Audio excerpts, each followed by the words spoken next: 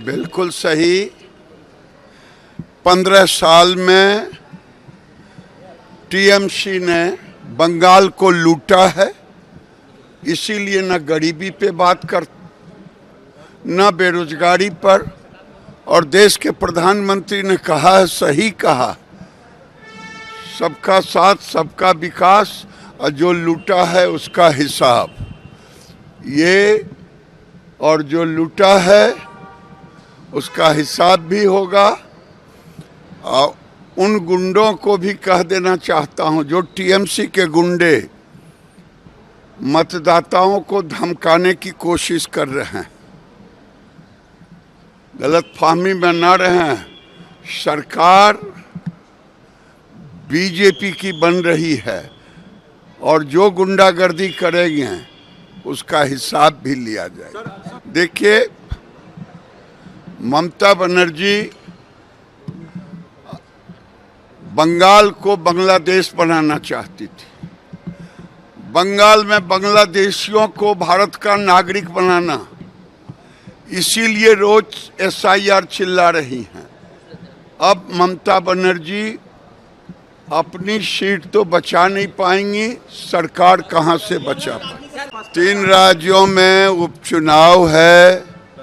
आसाम में भारतीय जनता पार्टी की सरकार मेजॉरिटी के साथ बन रहा है, और केरल में परिवर्तन, और तमिलनाडु में भी परिवर्तन की ओर जा रहा है। बिल्कुल सही। 15 साल में टीएमसी ने बंगाल को लूटा है, इसीलिए न गरीबी पे बात कर, न बेरोजगारी पर। और देश के प्रधानमंत्री ने कहा है, सही कहा, सबका साथ सबका विकास, और जो लूटा है उसका हिसाब। ये और जो लूटा है उसका हिसाब भी होगा।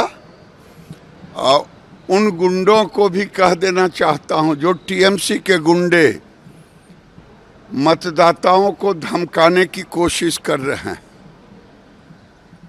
गलतफहमी में न रहें।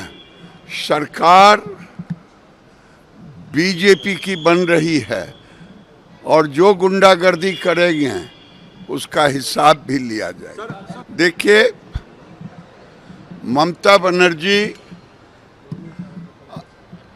बंगाल को बांग्लादेश बनाना चाहती थी। बंगाल में बांग्लादेशियों को भारत का नागरिक बनाना, इसीलिए रोज एसआईआर चिल्ला रही हैं। अब ममता बनर्जी अपनी सीट तो बचा नहीं पाएंगी, सरकार कहां से बचा पाएगी। 3 राज्यों में उपचुनाव है।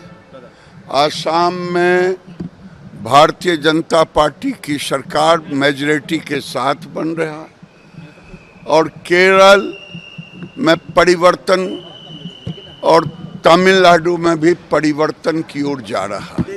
आपके राज्य की खबरें, आपके शहर की खबरें सबसे पहले जानने के लिए देखते रहें अमर उजाला।